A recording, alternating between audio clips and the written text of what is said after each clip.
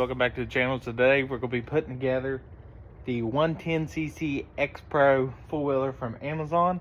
Let's go ahead and get this thing unpackaged and see what we're dealing with.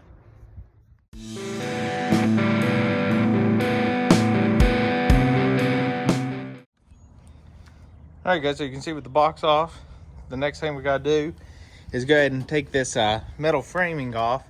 So we have bolts here in the corner. So it's going to be a 13mm bolt head and a 13mm nut on the back. Got one there, and one there. Come around here. You got the ones on top. And that should be able to let us pull this thing free and get down to the actual four-wheeler and seeing what's under the packaging.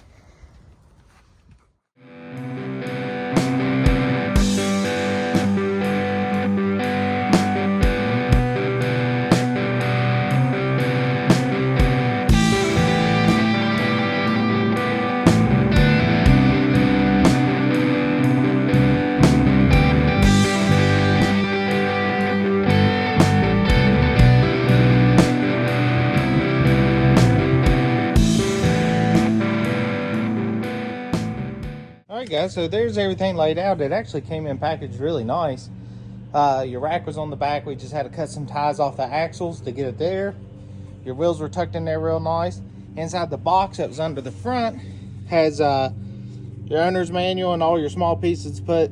As you can see, a little bag for the rear rack, the front rack, charging cables. The battery was tucked up inside the frame. And then you can kind of see back here, it's pretty neat. The little disc brake setup on the rear end, and then you come over here, you got the little drum brakes on the front, which is pretty cool. And then come back around here, you see how your brakes work on the back. So you've got that with your brake switch and your return spring. So yeah, pretty neat. A little muffler. They actually had it packaged really nice. I was really surprised. The paperwork that it comes with, I'll show you another kind of really cool thing. As you see me cut the stuff off the top, well that was, you see it's got your registration or your VIN on the front, the model and the year it was built. And then of course we've got this little piece here holding it down, which I'll probably cut the strap right there, take that out. But coming around the back here, the flag and everything was tucked up inside. And then, of course, your rear axles are going to be bolted here with the 13s, the same as the other. But looks really cool. I'm actually, so far, pretty impressed with it.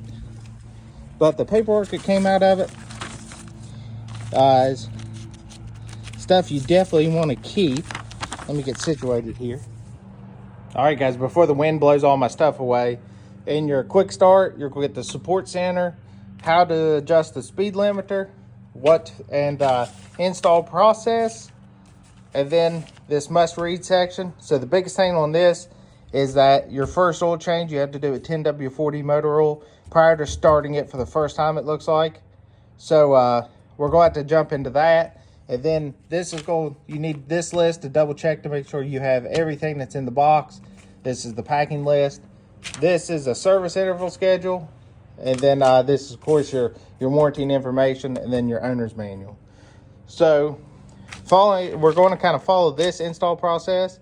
But the first thing I'm going to do is go down and grab that battery, get the acid in it, and get it charged.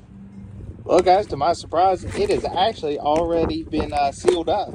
So what we'll do is just, of course, grab this charger it came with and throw it on charge while we put together the rest of the bike. So that's pretty interesting. All right, guys, so the battery's on charge. The next thing I'm going to do is I'm going to go ahead and get that 13 back with the 13 wrench, take these caps off that's holding the axle down so I can take and lift the bike up and over to the side. In preparation, we'll throw those wheels on. At the same time, we'll go ahead and pop those guys on and get ready to probably put this rack on after that. So just checking here, you'll see there's rotation on the wheels. So that, you want to make sure you get the right rotation on the right side. So obviously the wheel's going to be spinning this way, so your arrow, like so, you want it to be spinning in the front direction. So just be mindful of that as you're putting these on.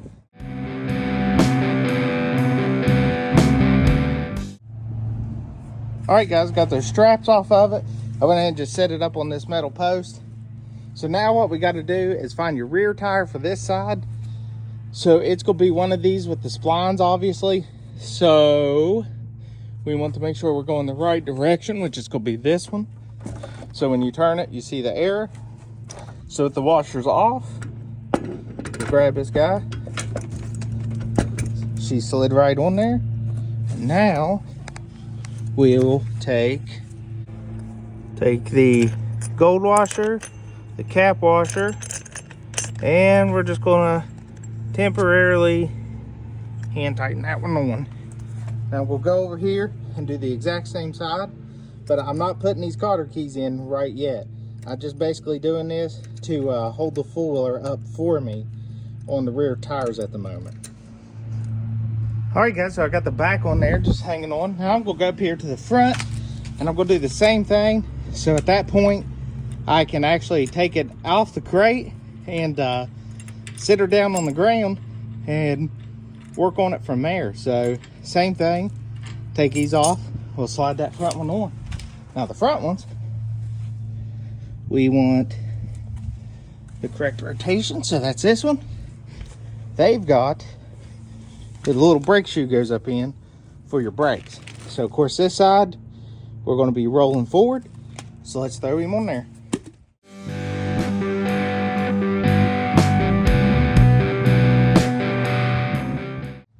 All right, guys, now that I got her set down, I'm going to throw the rear rack on.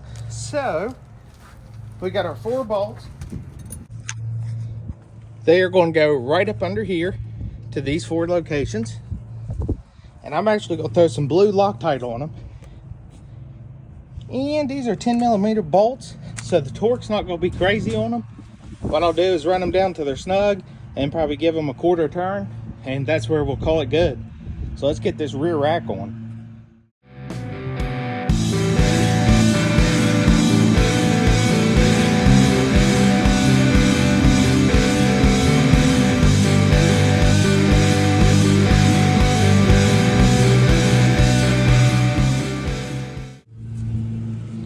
All right, guys, so the rack's on there. I ended up using 10mm, like I said, and an extension to get past the exhaust. Now, one thing I want to show is I cut myself on a piece of welding wire that did not get trimmed off. It's right there. So I'll have to go ahead and warn, be careful around when you're putting it together. You might want to double check these welds. That was powder coated. It was really hard to see, even with it sticking out there so much. When I grabbed the rack, there, broke it off. But it did get me, so just be careful. The next thing, I was just gonna throw my little flag holder in, so it's just gonna go in like that. But what I'm gonna do is I'm actually gonna lube it with a little bit of tire shine and make sure I get it as much down in there as I crank down in there as I can. I'm sure it's supposed to go flush with the ball on this, so that's where I'm gonna try to get it pushed down to, and then throw the little flag in it. All right, guys, flag's flying. Let's go ahead and get this last little bit of covering off. Now you can see I flipped these bars back to how they're supposed to go. Of course, controls out, obviously. So the next thing we gotta do is put the little handlebar risers on. So you got the base pieces. That's gonna go right here. And then your handlebars is gonna go on the, obviously on the inside to the groove part, to where the splines and the splines hit. And then these are obviously gonna cap it off. So what I'm gonna do is, of course, I just gonna get some blue Loctite, and then I'm gonna get it preliminary on there, and then I'll grab my daughter, set her on here, and we'll actually do some adjustment. All right, guys, so I got this one. Sorry I didn't video it here, having multiple hands going, but you put these 2 spacers on the bottom, and then you want those first. Put your handlebars in it, make sure all your splines line up, put your caps on. Like I said, I blue Loctited them, and then ran them down to where my gap is even on both sides of it. So that means there's gonna be equal pressure on both sides. So now what I'm gonna do is get my little girl, have her sit there, and I'm gonna adjust the tilt of the handlebars. So rolling them forward or rolling them back to however she likes the comfort of it. And then these again are 10mm, so I'll tighten them down, hit snug, and then take them probably under about a quarter, half a turn. All right, guys, so I got this adjusted for my daughter, how she felt comfortable on it riding. And at the same time, I adjusted this piece here because it's loose. That's your throttle control. And it has an Allen right here. That's a number 4 Allen. So what I did was adjust it to how she felt comfortable with her thumb on the throttle control. So with that being said, tighten these down, like I said, with snug, and then it took about a half a turn. Got them snug down because you don't want to crack this aluminum. Now this is a cap, it just goes over top of it for aesthetic purposes. She just goes down and grips over the handlebar like so. Now the next thing we're gonna do is go ahead and throw this front bumper on. So 2 on the bottom has threads that go in the frame. See them down there? We'll put blue Loctite on those. And then these top ones here, well, they actually have a Loctite, a nylon nut that's 13 millimeter. The rest are 10s, and again, same thing. We'll run it down till it's snug and give it a quarter of a turn.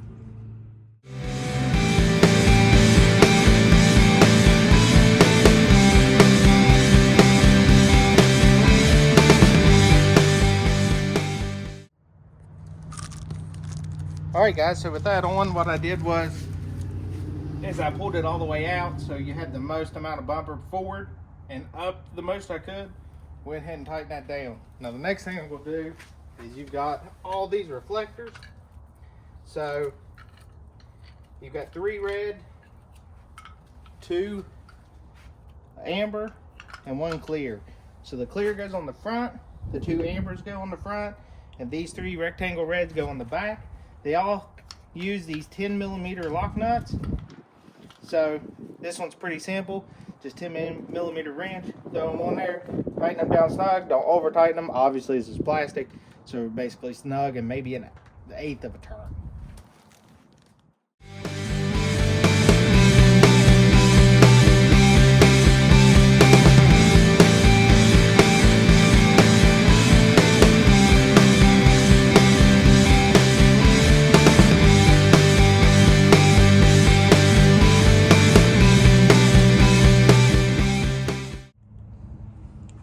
All right, guys, so with the reflectors on, next thing we can do is just come up here, take this off for the moment, go ahead and throw our gas cap on there. All right, now the next thing, we're gonna take his seat off and go ahead and see what's under there. So your latch is right under the rear, which is gonna pop that seat up. You can take it off. Now we can take that cover off, this out of the way. This is where our battery's gonna go. So pretty straightforward there. The nuts came in here.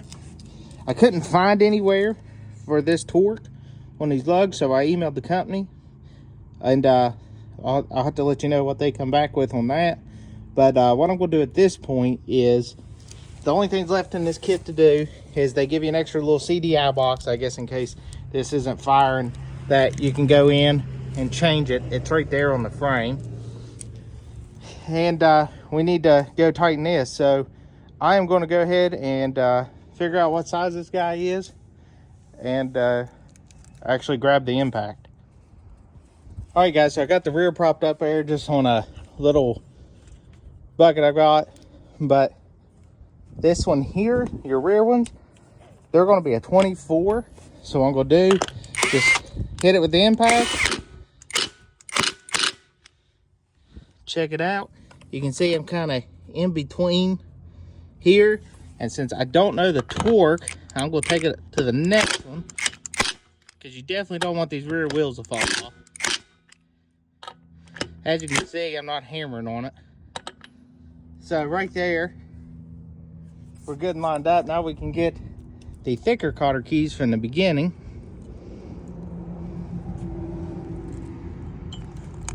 And slip them in there. Then we can just go ahead and you probably use a pair of pliers to get this. I think I'm gonna have to. Yeah, but we're gonna bend those out so that way this nut cannot back out. All right, with those smashed over, now we can take and put the little center cap on, which that's what that silver ring is there for. So as I hold this center cap, just work him over on there, just like so. Now I'm gonna go ahead and do that for the other side. All right, now onto the front. Got it propped up again. This one is a 21 millimeter. So run it in, heard it hit. I'm in the middle again of the hole. So we're just gonna keep impacting until we get to the center.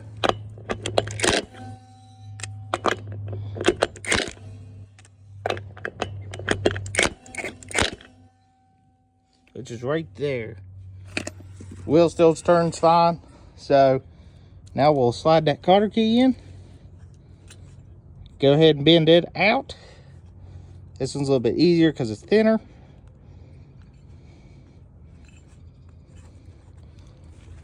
Grab my pliers just to finish it off. And now we can grab this cover.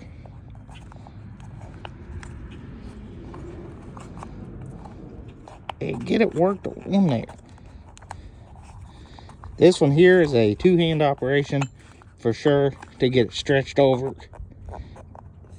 and get it twisted on. So there you go. I'm gonna make sure it's seated, then do the same thing to the other side. All right, guys, so back down on the ground. The next thing I'm gonna do is I'm gonna go around to each of these tires. I've got my little air compressor here, and I'm gonna put 8 PSI in all 4 tires. Operating is 4 to 10, so I'm just gonna go ahead and hit it with the 8. This is kind of up to the terrain you're riding in. We're kind of more on grass and harder surface, so I'm just gonna hit it with 8 and we'll roll with it. But they give you a little tire gauge, so if you just have air and no tire or no gauge, there you go. But let's go ahead, bebop around all 4 and make sure we got 8 PSI. Now, if you can't get your chuck in there, these little guys here will pop out pretty easy, and then you can unthread it and go right at it. So all the tires is at 8. Let's hope that this bike is better quality than that gauge I gave, because it was definitely trash. So don't rely on using that tire gauge. Make sure you've got one of your own. But now that that's done, during this whole process, this battery's been charging and we are green. So now let's grab it. You got these that came with it. These little blocks obviously slide right into there, and then it uses a Phillips to tighten down onto the cable. Down in, obviously your negative is going to go to your negative on your battery with black. Positive is your hot, so plus on the battery, plus on the terminal, which is red. So you see you got your fuses there.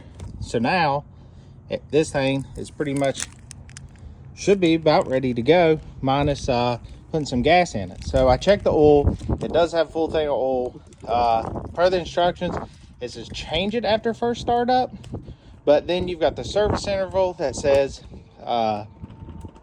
basically at 750. So I contacted the company, and what they said was it needed to be changed after the first startup, and to change it actually with 15W40 motor oil. So I'll be using the Rotella T4. So after the initial start, I will go back and give it a change. Take the wrapper off that and put it onto the bike. All right, guys, so I got the seat on there. Then I'm getting everything prepped to put fuel in her. I'm thinking to myself, it shows the fuel shut off. And I look up under the bike and I see it. Now, of course, that's a completely inconvenient place to put the choke. And of course, you have to reach under the fender well to get to it. I was like, where the heck's the choke location? Well, it's covered up by this here sticker. So I'm going to cut and trace that out so we can actually get to where we can see the fuel shut off. All right, so now with that opening cut, feeling around back here, that's just to get you to the choke so you can see what you're doing. The actual fuel shut off is right up above it, where you can't see nothing unless you pop this thing out, which, as I'm feeling around back there, she's pretty in there, pretty tight. So as I pop that vent off so you can see, so off is going to be towards the front of the bike, on is going to be towards the back of the bike. So yeah, just showing you that so you can see basically what's going on with it. So that's kind of a shitty setup, but, and then of course you can reach back here and pull this forward. So there was a cutout so you could see it, but just be for sure, if you cut it out like I did, warning, your air filter must be washed every 1,000 miles. So this don't have an odometer on it, so best of luck with that. So that's on. We'll get some fuel, throw in it. We'll see how many times this crank still starts. All right, guys, gas in it. We're gonna do the initial start. So what we're gonna do is turn the key, hit unlock. This is pushed down in. We're gonna put our foot on the brake, make sure it's on start, and we're gonna crank it.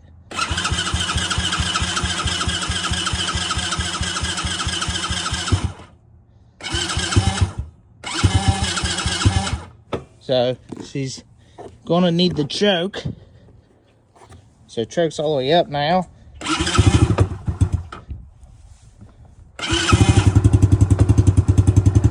All right, there she's running. Let's reach back under here. Take the choke back down. There you go.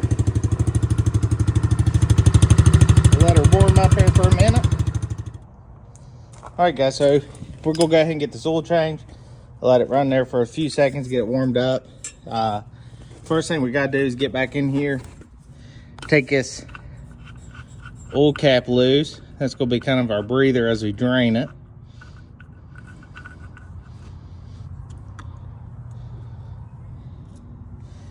Now I'll show you up underneath, because I gotta get the kick pan under there. But get you up under here, you got 2 bolts. The larger one's your drain pan, and it's going to be a 17 millimeter. So I'm using the deep well to get me down below the frame. So I'm going to get this oil draining. All right, guys, let's dive into this oil conversation real quick. So in the book, it says 1040. Well, when I talked to the company, they said that was, you want to run that in the winter, and then in the summer, they recommended 1540. Which I kind of figured it was going to be 1540 just by dealing with mini bikes and stuff. So I want to show you something. So here, I had this for an oil change that I did in ATV. It's the 2050. And of course you see Harley Davidson for engine, primary case, all that jazz. And you see right here, meets API SL, JSAO, MA2. And what that is that's the ratings for, say, like wet clutches and transmissions and such on motorcycles. So you go here to the Shell Rotella T4 1540, and this is what I've used and used forever. You can see, you go straight to the back, you see JSO, MA, and MA2. So this has the same approval rating as this oil over here, as we looked before. So like I said, I've ran this, I've never had a problem. I know a lot of people do. So this is what I'm going to be using. This bike calls for like 0.896 quarts. So what I do is I always keep an empty quart. This one happens to be Pennzoil. I put 0.8 in it. I've already got the plug back in. Just ran it up to snug and gave it 1/8 of a turn. You definitely don't want to strip that out. And then what I'll do is I'll go ahead and put this in there, because I've got it on the level surface. I'll let it drain down, and then we'll look at the dipstick, and I'll show you where you want to get to on it. Also, I want to show you guys why I'm putting this in there. It takes a long neck funnel to get down to that, just because that awkward place that they put the dipstick. But this is what I got now. The dipstick, we need to be right under this little ring. So what I'm going to do is clean this off. Just give it a little wipe down. And then go up and you just sit this down in. You don't thread it in, but just sit it down in. And then we'll pull it out and check the reading. See right there, at 0.85, we are right up to that ring. Everything looks good.